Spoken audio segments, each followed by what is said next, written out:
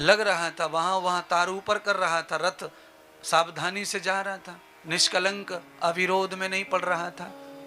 तो जिस प्रकार से आज रथ को लाने में उस बांस ने उन रस्सियों को, डोरियों को, तारों को ऊपर करने का काम किया और रथ को बाधा नहीं आई, उसी प्रकार से श्रीमद् भागवत कथा तुम्हारे जीवन के सफर में जहां जहां बाधा आएगी, रुकावट आएगी, वहां ये खड़ा कर देगी बाधा को और तुम सरलता से निकल जाओगे। ये कथा का रहस्य है महाराज, भागवत कथा का। मैंने तो रथ में बैठ के आज कलश यात्रा में ही देखो दृष्टांत बना लिया, उदाहरण बना लिया है। तुम भी तो आयो कलश यात्रा से घूम के, तुम बनाओ कोई उदाहरण, बताओ कोई दृष्टांत दो कथा का, कोई महिमा बताओ। आज आपने क्या सीखा? मैंने तो जो सीखा बता दिया। मैंने सीख लिया कि अवरोध के साथ साथ में अविरोध को हटाने वाला डंडा भी होना चाहिए। संसार जीना है तो संसार में तो कदम कदम अविरोध और विरोध है। कदम कदम पर कोई और नहीं विरोध करेगा, जो तुम्हारे संग सोता खाता है वही तुम्हारे जीवन का विरोध करता है? हजार बात पत्नी को अच्छी नहीं लगती पति की, बोले बगैर नहीं मानती है। लाख बात पति को अच्छी नहीं लगती है पत्नी की, वो भी बोले बगैर नहीं मानता है। ये तो साथ में ही सोते खाते हैं तो भी एक दूसरे को बोले बगैर नहीं मानते, उंगली करे बगैर। ये क्यों कर रहे हो जी, ये क्या कर रहे हो जी, ये क्यों हो रहा है जी? पति को बोलती है लेडीज और लेडीज को पति बोलता है। तुझे दिखता नहीं क्या, आज ये क्या कर दिया, ये ऐसा क्यों कर दिया? ये अविरोध है, ये विरोध है महाराज। पति लोग तुम्हारी तरफ देख रहे हैं, तुम भी देख लो उनकी तरफ। सब देख रहे हैं पतियों की तुम्हारी तरफ है। क्यों भाई, क्या बात है? क्यों देख रहे हैं? ये सच महात्मा जो है डीएनए पूरा सच कर रहे हैं। सब पत्नी जानती हैं, सब पति जानते हैं कि महात्मा सच कह रहे हैं, सही बता रहे हैं।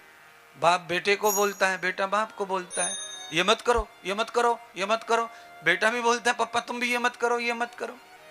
अरे पप्पा को मजा आ रहा है, तू क्यों रोक रहा है? बेटे को मजा आ रहा है, तू क्यों रोक रहा है? औरत को मजा आ रहा है, तू क्यों रोक रहा है? पति को मजा आ रहा है, तू क्यों रोक रहा है? किसी का मजा किसी को पसंद कहाँ है, ये मैं कहना चाहता हूं। स्वतंत्र कोई किसी को जीने नहीं दे रहा है और जीव स्वतंत्र है। जीवन परतंत्र हो गया है। वैसे भोग पथ परतंत्र होता है, भोग जो है सुना ना बचाओ बचाओ बचाओ, कुछ नहीं होगा तुम्हारे बचाओ बचाओ चिल्लाने से। क्यों? कर्म प्रधानम, कर्म प्रधान है जीवन में, और कर्म प्रधान है जीवन में तो उसका फल भी प्रधान है। कर्म स्वतंत्र है पर उसका फल स्वतंत्र नहीं है, तुम्हारी इच्छा से नहीं मिलेगा। वो तो तुम्हें लेना पड़ेगा, देने वाला जब देगा तब देगा। तुम नाच रहे होंगे, बारात में होंगे, नए कपड़े पहने होंगे और उस समय प्रभु को देना है तो वो कुछ और ही दे डालेगा। तुम्हारे नाचने से उसे कोई फर्क नहीं पड़ता, तुम नाचो ना नाचो। आप कितने मोबाइल पर वीडियो देखते हैं, रील देखते हैं, रील में देखता है कि कोई डांसर डांस कर रही है और मर गई, नाचते नाचते उसका रिकॉर्डिंग आ जाती है, वायरल हो जाता है वीडियो। ये डांसर नाचते नाचते गिर पड़ी, पता चला मर गई। कितने सेकंड में? कहा था 9 सेकंड में मर गई। वो तो नाचते ही अटैक आ गया उसको। अरे तुम्हें मजा आ रहा है नाचने में, आ रहा है, पर कर्म का फल तो परतंत्र है, वो स्वतंत्र नहीं है। तुम मांगोगे तब मिलेगा नहीं, भगवान जब देंगे तब मिलेगा और तब हमें लेना ही पड़ेगा। इसीलिए मेरा कहना मान लो बंधुओं, मैं रोज समझा रहा हूं, मेरा कहना मान लो, परमात्मा से मित्रता रखो, परमात्मा से रिलेशन रखो, परमात्मा से रिश्ता रखो। ईश्वर से रिश्ता रखोगे तो जब फल मिलता है, कोई दंड मिलता है, तो रिश्ते में दंड कम हो जाता है।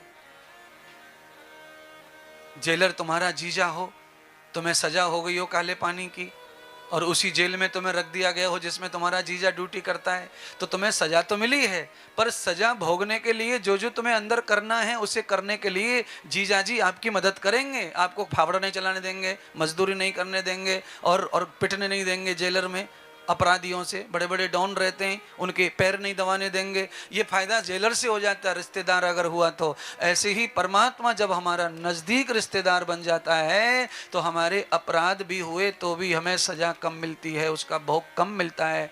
इसीलिए इन पाखंडियों से रिश्ता रिलेशन कम रखो और ईश्वर के साथ ज्यादा रखो। आगे का शब्द बोल दिया करो, समझ में आ जाए तो। पाखंडी कौन है महाराज? महाराज नाम बताओ कौन है पाखंडी? पूरा पांडाल में जितना जनता बैठी है सब पाखंडी है।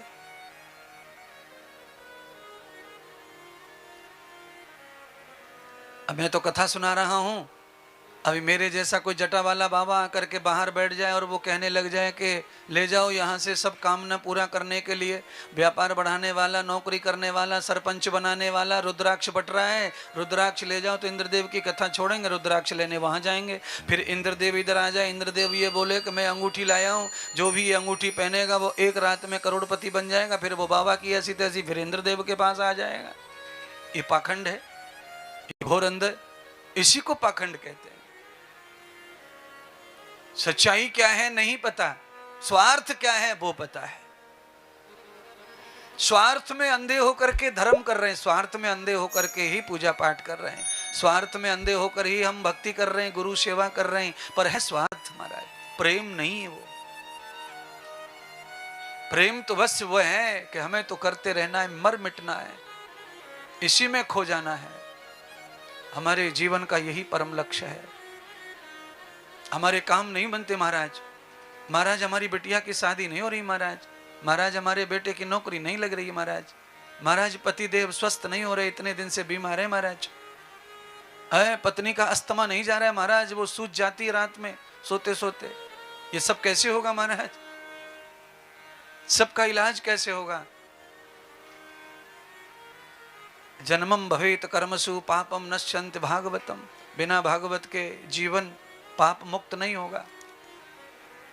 भागवत का मतलब ये ग्रंथ जो मैंने रखा हुआ ये केवल नहीं है, भागवत का मतलब होता है बिना भगवत कर्मों के, भगवान को जो प्रिय कर्म है वो सब कर्म हमें करने चाहिए, तो ही हम इन सारी बीमारियों से मुक्त होंगे, सारे अविरोधों से विरोधों से मुक्त होंगे। संसार तो विरोध का ही है। ब्रह्मा जी ने सृष्टि रची, संसार रचने वाले ब्रह्मा ने, कथा सुनो समझो, संसार में प्रथम सृष्टि जब हो रही थी तो ब्रह्मा जी सृष्टि रच रहे थे, उसका विरोध करने के लिए हिरण्याक्ष आ गया और हिरण्याक्ष ने ये चैलेंज कर दिया, ब्रह्मा तू कितने भी सृष्टि रच ले पर तेरी सृष्टि को मैं जन्म नहीं लेने दूंगा, पलन नहीं होने दूंगा। वो धरती को गायब कर दिया उसने, वो धरती को ही पाताल में ले गया। अब धरती पाताल में चली गई, ब्रह्मा सृष्टि करें कैसे? रुक गया। अब ब्रह्मा का विरोध हो सकता है तो तुम कौन से खेत की मूली हो? इंद्रदेव कौन से खेत की मूली है? फिर हमारे तो आगे पीछे ही विरोध घूमता है। जिसने ढोक लगाई, जिसने प्रणाम किया, उसके मन में क्या चल रहा है हमें नहीं पता, वो क्या मांग रहा है हमारे चरणों में आकर, और वो पूरा हो गया तो जय गुरुदेव, और नहीं पूरा हो तो कई काम का नहीं है गुरुदेव। अब मुझे तो पता भी नहीं है कि वो क्या मांगना चाहता है। उसने प्रणाम में जो करना था कर दिया, जो भावना थी वो कह दी, और पूरा किया नहीं हनुमान जी ने, शिव जी ने भी नहीं पूरा किया तो छोड़ दिया उसने। अब वो गणेश जी ढूंढ रहा है। लोगों ने बताया कि वो सर्व संपत्ति के गणेश आए हुए, नए नए मंदिर बनाए, सर्व सिद्धि गणेश है ठेका पार के बगल में, वहाँ सर्व सिद्धि, तो इन्होंने सर्व सिद्धि को खोज लिया, वहाँ टेक दिया माथा। अब सर्व सिद्धि भी पीछे हट गए, भाई ये तो टोटली आडंबरी भगत है, उन्होंने भी सर्व सिद्धि ने भी आशीर्वाद नहीं दिया। तो अब वो कह रहा है कि चलो अब खड़े सुरी जाओ, भगवान को देखो। तो कहीं खड़े हनुमान थे, वहां पर टेकना शुरू कर दिया। अब खड़े हनुमान जी ने भी कहा कि इस नाटकी से बचो, नहीं तो ये अपने यहाँ भी ऐसा ही करेगा। तो फिर वो सीधा प्रयागराज चले गए, वहां लेटे हनुमान के पास चला गया। तो लेटे हुए, खड़े हुए, बैठे हुए, सोते हुए, बोलते हुए, हरे से, पीरे से, लाल से सारे देवता देख लिए, पर काम नहीं बन रहा है, काम नहीं बन रहा है, काम बनेगा भी नहीं। क्यों नहीं बनेगा? क्योंकि काम के लिए तुम जगह जगह घूम रहे हो, इसीलिए काम नहीं बनेगा।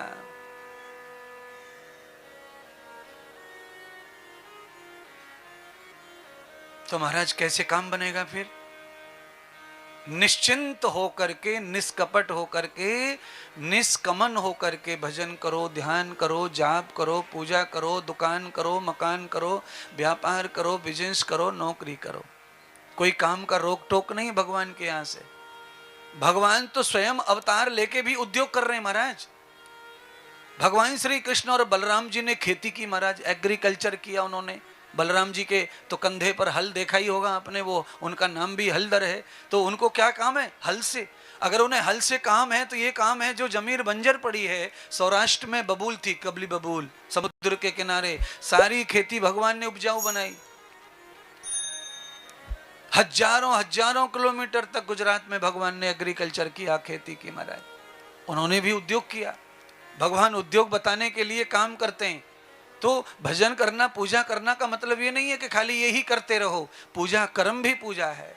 जो आप काम करके 2 रोटी कमाते हो, 2 रुपए कमाते हो, वो भी पूजा है आपका। उसमें श्रद्धा रखो, उसमें भाव रखो, पर उसी में अटके रहो, भगवान को भूल जाओ तो पूजा कर्म भी पूजा नहीं रह जाता है। कथा के समय कथा सुनो, बंद करो व्यापार। पूजा के समय पूजा करो, बंद करो व्यापार। जब कथा हो जाए, पूजा हो जाए, काम कुछ नहीं है तो करो व्यापार। दिन में कई सारे राउंड बदल सकते हो, कई सारी चीजें दिन में बदल सकते हो। सुंदरता आती है। आप पूरे घर में एक ही कलर कर दो, घर अच्छा नहीं लगता। इसलिए लोग कमरे के अंदर एक दीवार पे कोई और कलर मारते हैं, एक दीवार पर स्ट्रक्चर करते हैं, एक दीवार पर प्लेन मारते हैं। कमरा लाइट जला के लाइट मारता है, चमकता है, सुंदर लगता है, डेकोरेशन हो जाता है। जीवन भी रंगों से भर के रंगीला जीवन होना चाहिए। सब रंग जीवन में होने चाहिए। महात्मा किसी काम के लिए कथा ना नहीं बोलती है। व्यापार दिमाग से और दिल से करो, दोनों लगा दो। हम तो ये कह रहे हैं, पर कभी कभी दिल भगवान में भी लगाओ। भगवान का नंबर आया तो दिमाग लगाएंगे। दिमाग कैसा? नहीं भाई देखो इस बार धान कम हुए खाली, इसलिए 5100 ले लो, 5100, 11,000 नहीं भाई, 5100 काम चलाओ। अरे भाई इस साल ज्यादा बारिश हुई है तो धान जड़ा मद्दा बिक रहा है, तो ऐसा कर लो 2100 ले जाओ, 2100। अरे तू कथा में चंदा दे दे, 2100 दे दे, 1100 दे दे, 500 दे दे, मत दे दे, पर तेरे हॉस्पिटल में जो तू कल 51,000 दे के आया उसका क्या? वहां तो तूने नहीं कहा कि धान नहीं हुआ, बारिश हुई है। वहां तो तू ये कह रहा था मेरे बच्चे को बचा दो, चाहे खेत बेच दो, कुआं बेच दो, मुझे बेच दो, किडनी बेच दो, पर मेरी लुगाई को बचा दो डॉक्टर साहब, बाबूजी।